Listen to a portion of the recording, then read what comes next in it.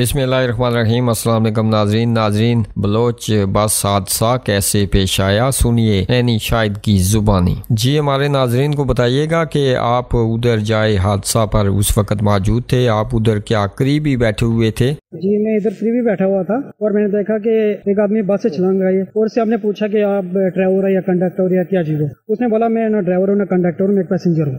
फिर आगे आगे ड्राइवर ने पैसेंजर को बोल दिया कि बस जो आउट ऑफ कंट्रोल है, तो सबको बताया। फिर उसने कंट्रोल करने के लिए यहाँ ऊपर खाई पे मारने की कोशिश की है।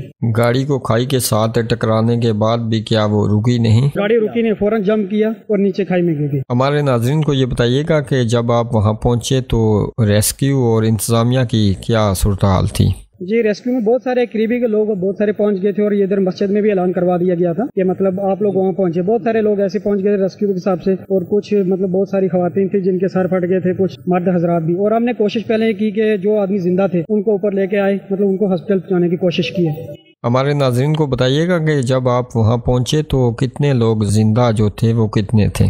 तकरीबन जिंदा वाले जो तकरीबन 4 थे, उसमें से एक बच्चा था। गाड़ी में अंदाजन कितने लोग सवार थे?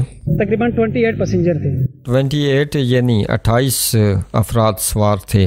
जी बहुत शुक्रिया आपका। जी नाज़रीन, ये थे एनी शाहिद जो जाए हादसा पर उस वक्त मौजूद थे। तो इसी के साथ चाहेंगे आपसे इजाज़त। खबरों और अपडेट्स के लिए हमारे इस चैनल को सब्सक्राइब कीजिएगा। अपना और अपने आसपास का ढेर सारा ख्याल रखें, हमें अपनी दुआओं में याद रखें। मिलेंगे जल्दी अगली वीडियो में, तब तक के लिए अल्लाह हाफिज़।